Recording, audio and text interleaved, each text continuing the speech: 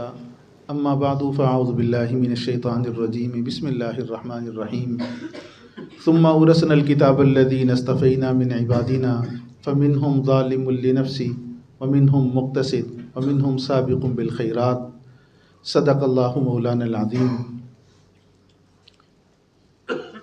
جیسا کہ میں نے پروگرام کے درمیان بھی عرض کیا تھا کہ آج کا یہ پروگرام در حقیقت ہمارے بچوں کا پروگرام تھا۔ میں اس میں ایک سامع کی حیثیت سے، ایک عام قاری کی حیثیت سے اس میں شامل ہوا ہوں، اور دیکھنا یہ چاہتا تھا خود بھی اور ہمارے علاقے کے دیگر معززین بھی، پیرنٹس بھی، کہ ہمارے بچے انہوں نے جو محنت کی ہے، ان کا جو امتحان ہوا، ان ساری چیزوں کا ان کا امتحان ہوا تھا۔ آج ان کا رزلٹ بھی آؤٹ ہونا تھا۔ امتحان کے سلسلے میں بھی جیسا کہ ناظم صاحب نے بتایا کہ امتحان روایتی طریقے سے نہیں، جیسے الحمدللہ ہمارا یہ تحفیظ روایتی طریقے سے نہیں ہے، روایتی طریقوں سے ہٹ کر ہے۔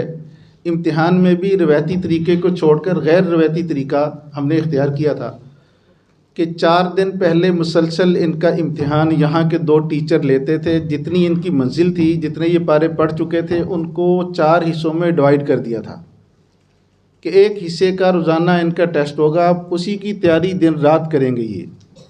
پھر اگلے دن ہمارے 2 درجہ کتب کے ٹیچر ان کا امتحان لیں گے، پھر اس سے اگلے دن پھر اگلا جو حصہ تھا اس کا دوسرا حصہ، اس کا امتحان ہوگا۔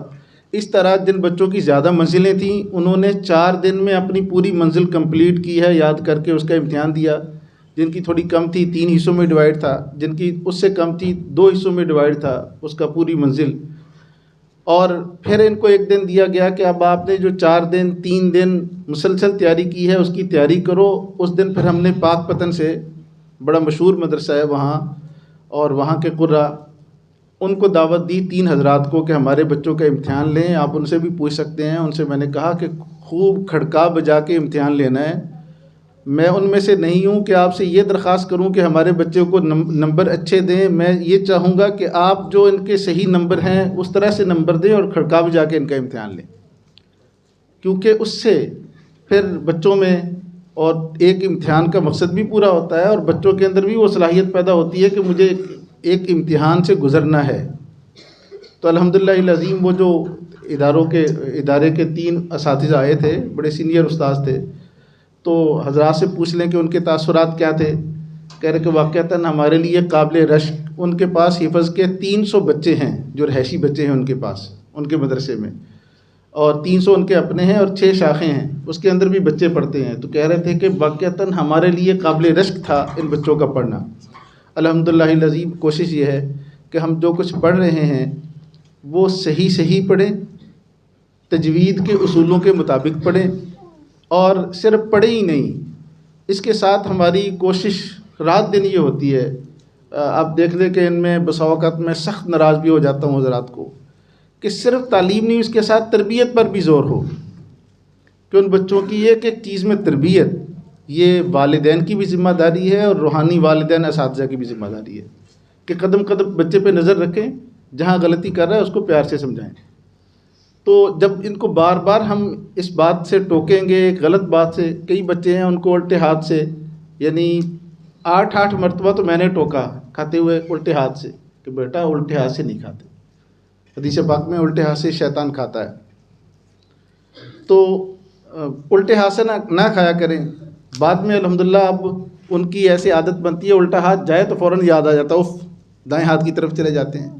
تو یہ ایک اسلامی اور دینی تربیت ہے ان بچوں کی، اور اس کے ساتھ ساتھ یہ ہے کہ یہ بچہ کسی بھی طریقے سے احساس کمتری میں نہ آئے۔ اور الحمدللہ العظیم ہمارے یہ بچے، عام جو بچے کہیں بھی کسی بھی مکتب میں اور اسکول میں پڑھ رہے ہیں، ہماری کوشش یہ ہے کہ ان کے مقابلے میں یہ کبھی بھی احساس کمتری میں نہ آئیں، ہمیشہ سے احساس برتری میں رہیں۔ اور اللہ کا شکر ہے کہ ان میں جو ہمارا بچہ ہوتا ہے اس میں جہاں بھی جاتا ہے کہ احساس برتری ہوتا ہے، اور آپ جانتے ہیں کہ یہ بہت بڑی نعمت ہے۔ تکبر تو بہت بری چیز ہے، لیکن احساس برتری کہ اللہ تعالیٰ نے جو مجھے دیا ہے یہ بہت بڑی چیز ہے۔ انسان کو یہ اگر اس کے پاس دولت ہو نا تو وہ کبھی بھی مار نہیں کھاتا کسی میدان میں، تو میں ان بچوں سے بھی عرض کیا کرتا ہوں، اپنے مسلمان بھائیوں سے بھی عرض کیا کرتا ہوں، اللہ تعالیٰ نے جو ہمیں دین دیا ہے، اپنے پیارے آقا کریم صلی اللہ علیہ وآلہ وسلم کی جو سنتیں دی ہیں، ان کی جو تعلیمات ہیں، اس کو اپناتے ہوئے ہمیں کبھی احساس کمتری میں نہیں آنا چاہیے۔ میں داڑھی رکھ لوں گا، احساس کمتری میں آ جاؤں کیوں؟ میرے پاس تو میرے نبی کی سنت ہے نا، میں کیوں احساس کمتری میں آؤں گا؟ میں پگڑی باندھ لوں گا، میں احساس کمتری میں کیوں آؤں گا؟ ضروری نہیں ہے، آپ عام ٹوپی پہن سکتے ہیں، بضرورت سر بھی ننگا رکھ سکتے ہیں، لیکن پہن کر ہم شرمندہ ہوں، ہم لباس وہ پہن کر شرمندہ ہوں، ہم اپنی غمی خوشیوں میں اللہ کے نبی صلی اللہ علیہ وآلہ وسلم کی سنتیں زندہ کر کے شرمندہ ہوں، یہ نہیں۔ جو احساس کمتری ان بچوں کے اندر منع ہے، وہی بڑوں کے اندر منع ہے۔ ہمیں احساس برتری ہونا چاہیے کہ ہمیں ہمارے پاس دو جہاں صلی اللہ علیہ وآلہ وسلم کی وہ ادائیں، وہ سنتیں موجود ہیں، اور جیسے وہ عظیم تر تھے، آپ کی ایک ایک ادا بھی اسی طرح عظیم تر ہے۔ ان کے ہوتے ہوئے کسی اور کی ادا وہ ہمارے لیے اس قدر وہ جو ہے نا کشش نہیں رکھتی، کوئی مقام نہیں رکھتی۔ تو الحمدللہ العظیم یہ بھی کوشش ہوتی ہے ہماری کہ اس کے ساتھ ساتھ ہر طرح سے یہ ان کو سال میں 3 وزٹ دیے جاتے ہیں۔ پیرنٹس تو جانتے ہیں جو نئے احباب آئے کہ 3 دوسرے شہروں کے وزٹ، 2 سیاحتی ہوتے ہیں، 1 تعلیمی ہوتا ہے۔ کسی بڑے ادارے کا وزٹ ان کو کروایا جائے، وہاں بڑا ادارہ دکھایا جائے کہ دیکھیں جیسے دنیاوی یونیورسٹیز ہیں، اس طرح دینی یونیورسٹیز بھی ہیں، بڑی بڑی ہیں، اور ان میں بہت کام ہوتا ہے اللہ کے فضل سے، تو وہ بھی ان کو دکھائی جائیں۔ اور ساتھ ساتھ جو سیاحت کے مقام ہیں، شریعت کے دائرے میں رہ کر ان کو سیاحت سکھائی جائے، ان کو سیر سکھائی جائے۔ آج یہ بھی تاثر بن گیا نا کہ جو آدمی دیندار ہو جائے گا وہ نہ سیر کر سکتا ہے، نہ سیاحت کر سکتا ہے، نہ سیاحتی مقامات پہ جا سکتا ہے۔ اگر چلا جائے گا تو نیک نہیں رہتا۔ کون کہتا ہے نیک نہیں رہتا؟ آپ اس کے ساتھ ایک دیندار ہو کر آپ سیاحت بھی کر سکتے ہیں، آپ سیر بھی کر سکتے ہیں۔ ہاں، ایک مسلمان کی سیر کیسی ہونی چاہیے، ایک مسلمان کی سیاحت کیسی ہونی چاہیے، اس کو سیکھنے کی ضرورت ہے کہ ان سیاحتی مقامات پر ہم اپنے رخ کو سیدھا رکھیں، اور وہاں بھی ہم کوشش کریں کہ اللہ کے نبی صلی اللہ علیہ وآلہ وسلم کی سنتوں کو زندہ کریں۔ مقصد ہمارا، ہم قرآن کریم پڑھیں یا دینی علوم پڑھیں یا عصری علوم پڑھیں، اس میں بحیثیت مسلمان ہم سب کی ذمہ داری ہے کہ ہمیشہ پیش نظر یہ ہو کہ ہم ایک اچھے مسلمان اور اس کے بعد ایک اچھے پاکستانی، ہماری دین کا تصور، تشخص ہمیں دیکھ کر دنیا کے سامنے اچھا جائے، اسی طرح ہمارے وطن کا تشخص وہ دنیا کو اچھا جائے کہ پاکستانی اچھا ہوتا ہے، مسلمان اچھا ہوتا ہے۔ آج دیکھیں نا، ہم نے احساس کمتری میں پڑھ کر پوری دنیا میں بحیثیت پاکستانی، بحیثیت مسلمان، آپ دیکھ رہے ہیں نا پوری دنیا میں ایک گالی سی بن گئی ہے، مسلمان کو بھی اسی انداز سے اور ایک پاکستانی کو بھی اسی انداز سے۔ اس کے پیچھے اس کی ریزن کیا ہے؟ ریزن یہی ہے کہ ہماری وہ ادائیں جو دنیا میں ہمارا یہ تصور قائم کرتی جا رہی ہیں کہ یہ لوگ جو ہے نا وہ کچھ تربیت یافتہ نہیں ہوتے، مہذب نہیں ہوتے، جبکہ دین ہمارا کتنا عظیم الشان ہے۔ اب شیخ صاحب تشریف فرمائے، آپ سب حضرات جانتے ہیں کہ پوری دنیا میں اگر ان کی کوئی ترقی ہے نا تو اس کے ساتھ اسلام کی ادائیں لگی ہوئی ہیں۔ وہ کافر ہیں، ان کے اندر کچھ اسلام کی ادائیں موجود ہیں، کلمہ گو نہیں ہیں، باقی معاملات اور معاشرت انہوں نے اسلام سے لیے ہیں، اور اسی کی بنیاد پر پوری دنیا میں ان کا ڈنکا بجتا ہے، وہ ان کی عزت افزائی بھی ہوتی ہے۔ ہمارے پاس کلمہ ہے الحمدللہ، قدر عبادات بھی ہوتی ہیں۔ غلطی 2 جگہ ہے، معاملات اور معاشرت۔ ہمارے پاس یہ نہیں ہے، ہم یہ اسلامی اختیار کرنے کو تیار نہیں ہوتے، بس ذہن بن گیا کہ وہ جیسی بھی ہو بس ہم آزاد ہیں۔ تو ہماری اس میں یہ بھی کوشش ہے ان بچوں میں کہ یہ بچے ہمارے ایک اچھے مسلمان اور ایک اچھے پاکستانی بنے۔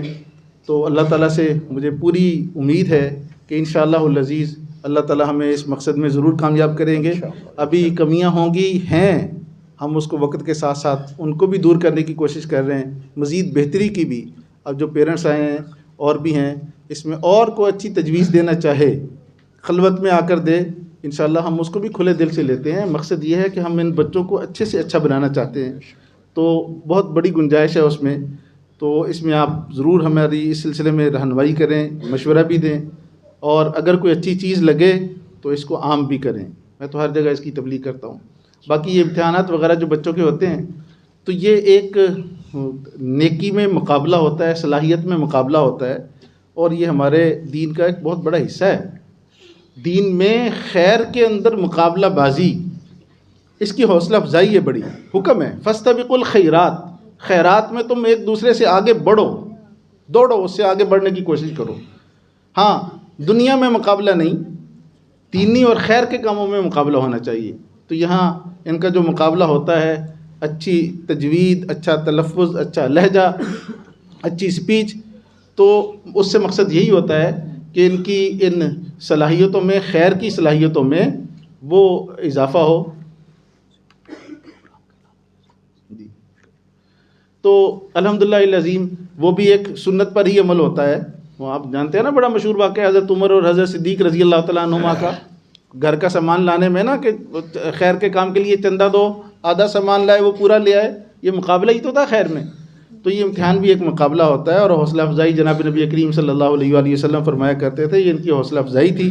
پیرنٹس سے بھی درخواست ہے کہ ان بچوں کی حوصلہ افزائی فرمائیں، جنہوں نے اول پوزیشن لی، جنہوں نے دوسری لی، جنہوں نے تیسری لی، بہرحال یہ پوزیشن ہولڈر ہیں، ان کی حوصلہ افزائی ہونی چاہیے۔ جن کی نہیں آئی ان کے لیے بس اتنی سی فکر کی ضرورت ہے کہ وہ آئندہ کوشش کریں کہ ہم ان کی جگہ پہ پہنچیں۔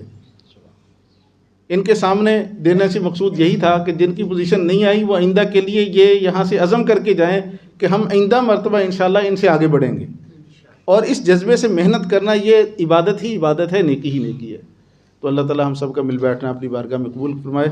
وقت کافی اوپر ہو چکا، اور ساتھ ہی اب دعا سے پہلے میں ایک اعلان کر دوں کہ الحمدللہ یہ ہمارا مختصر سا پروگرام یہاں، یہ تو ہم نے اپنی کالونی کی حد تک ہی رکھا تھا، پیرنٹس کا اور کالونی کی حد تک، تو مقصود تھا کہ یہ ہمارے بچے شامل ہوں، اور الحمدللہ یہ بچے ہی زیادہ شامل ہیں، اور مجھے بڑی خوشی ہے۔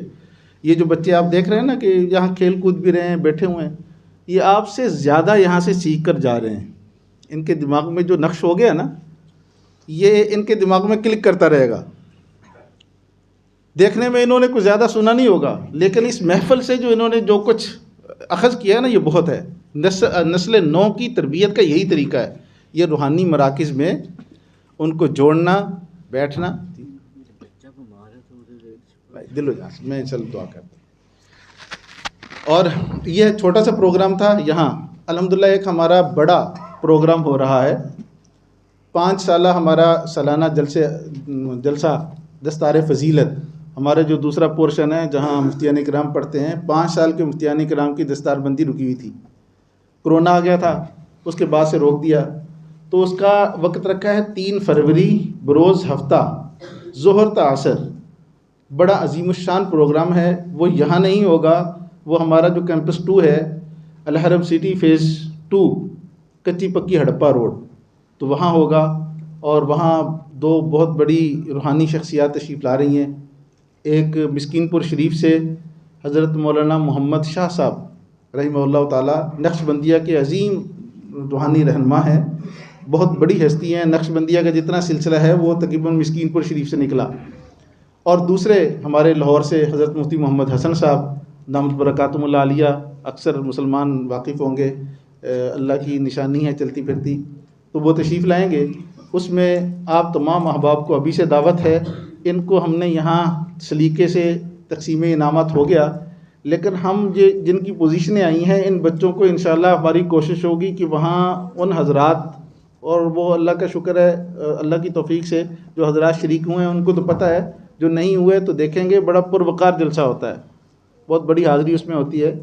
تو اس میں بھی ان کو ہم ان کے ہاتھ سے کچھ نہ کچھ انعامات دلوائیں گے تاکہ ان کی دعاؤں میں، نظروں میں آ جائے۔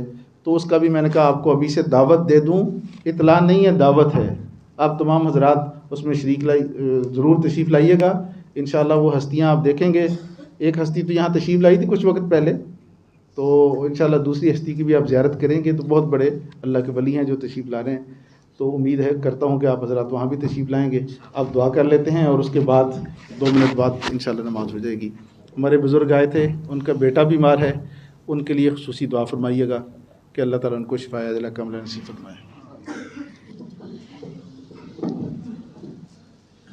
اللہم لک الحمد کلہ ولک الشکر کلہ، اللہم لک الحمد ولک الشکر، اللہم صلی علی محمد وعلی آل محمد، جزا اللہ عنا محمد ما هو اہلہ، جزا اللہ عنا محمد ما هو اہلہ. ربنا آتنا فی الدنیا حسنہ وفی الآخرۃ حسنہ وقنا عذاب النار.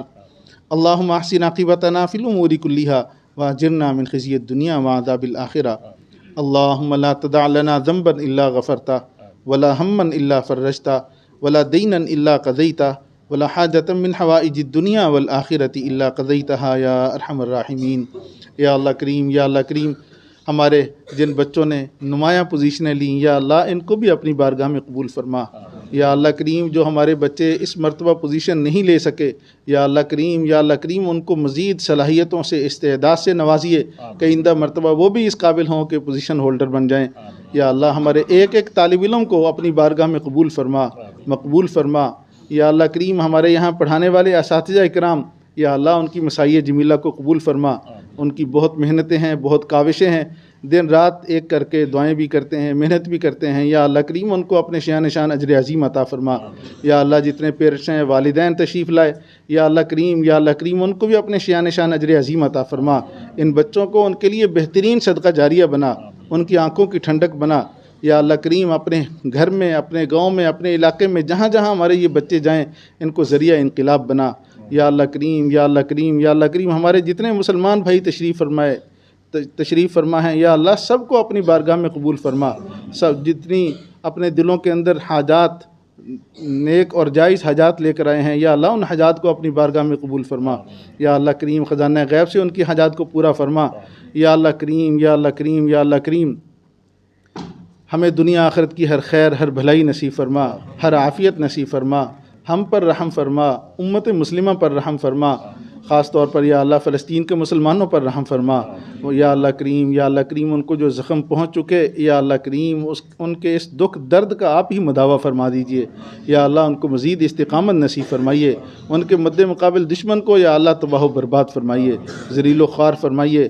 یا اللہ کریم، یا اللہ کریم، ہم سب کو تمام شرور و فتن سے محفوظ فرمائیے. وصلی اللہ تعالی علی خیر خلقہ محمد وعلی آلہ وصحبہ اجمعین برحمتک یا ارحم.